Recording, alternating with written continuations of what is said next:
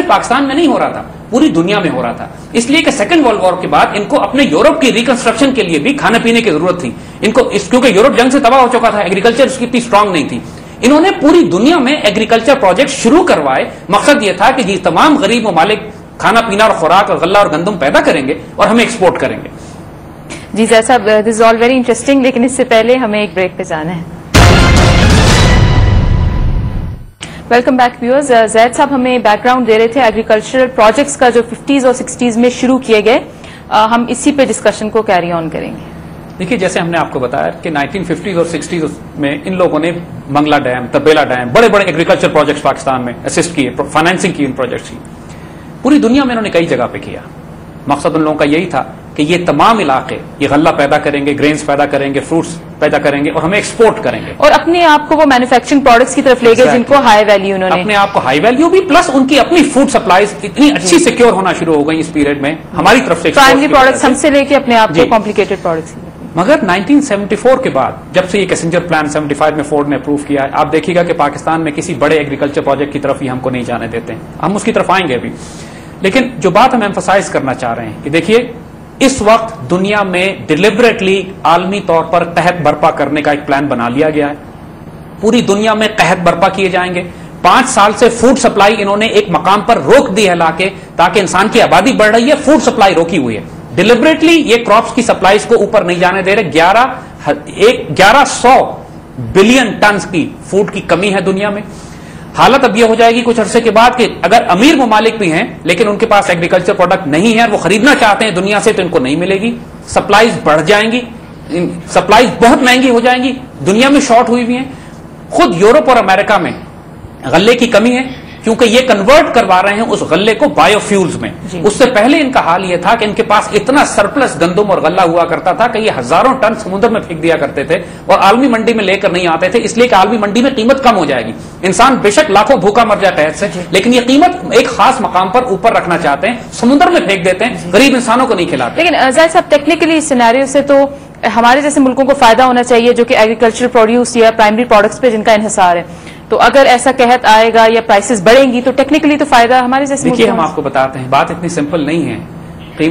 Concept हम उसको आगे डिस्कस करेंगे, लेकिन हम साथ उससे पहले आपको जो बात इसको मुकम्मल कर लें वो ये कि जब एक जो हम बात क्लियर बता रहे हैं आपको, आप सारी कौम को ये बात अच्छी तरह समझ लेनी चाहिए कि आइंदा कहत का वक्त आने वाला है और कहत के नतीजे में जब मुल्कों में कहत पड़ते हैं तो बराह रास्त रिसोर्सेज के लिए लड़ाई होती है।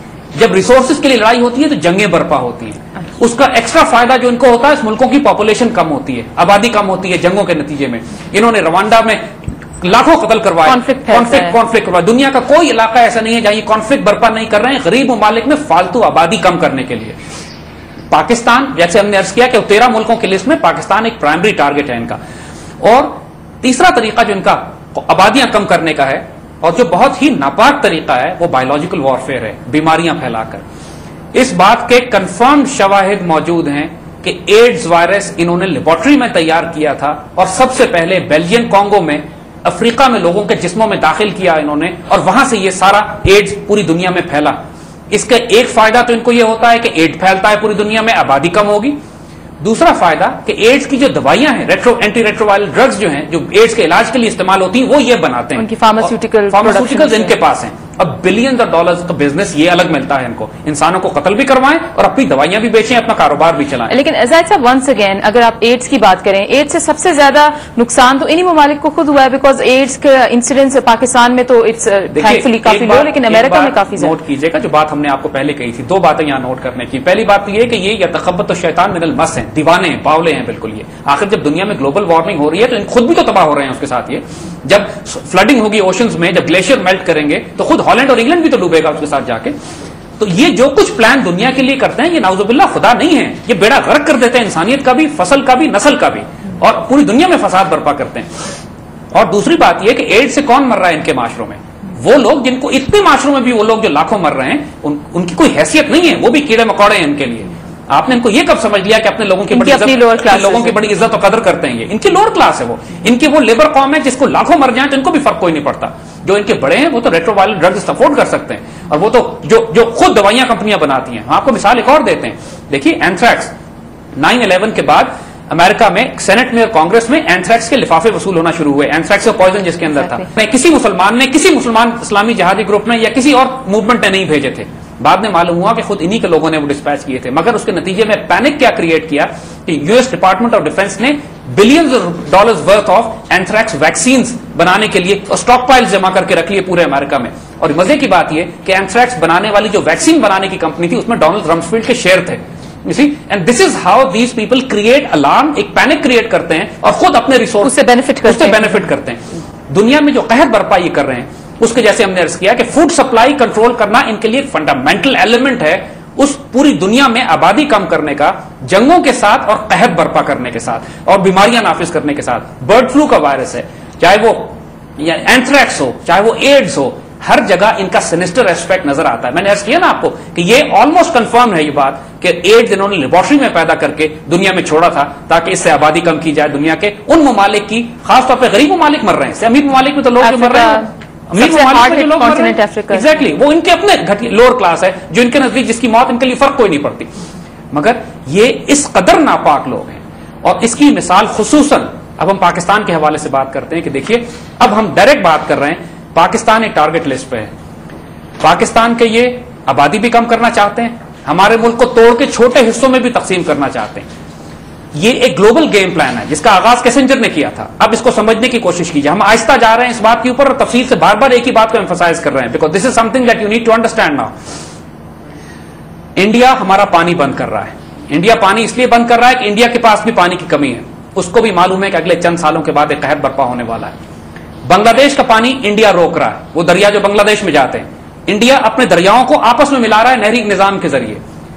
वो ज्यादा समझदार लोग। इंडस वाटर ट्रीटी को ब्रीच कर रहा है बगलियार डैम बना के। उनके साथ इंडस वाटर ट्रीटी की थी उस दौर में कि जब पानी की फरावानी थी, जब हमारे यहां डैम बन रहे थे।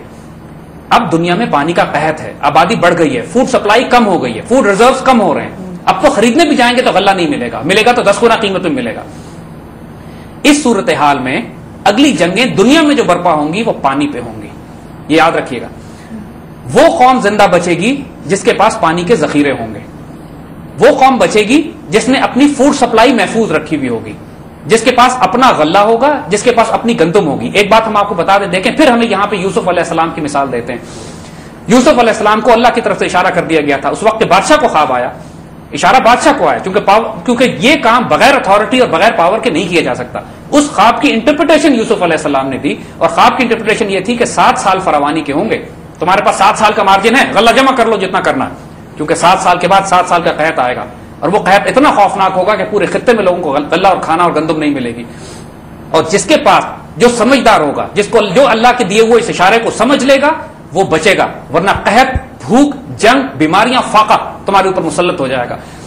याद रखिएगा, ये वार्निंग इंटेलेक्चुअल बेसिस पे भी और सारे जंगी और जियो स्ट्रेटेजिक सूरत हाल को देख के भी पाकिस्तान पूरी कौम के लिए ये वार्निंग है। होशियार हो जाए इस बात पे, अगले चंद सालों में खौफनाक पानी का कहर पड़ने वाला है। अगले चंद सालों में जंगें बर्पा होंगी पानी के ऊपर। जायनिस्ट गेम प्लान जो हेनरी किसिंजर का डिजाइन किया हुआ है पाकिस्तान की आबादी कम करने का,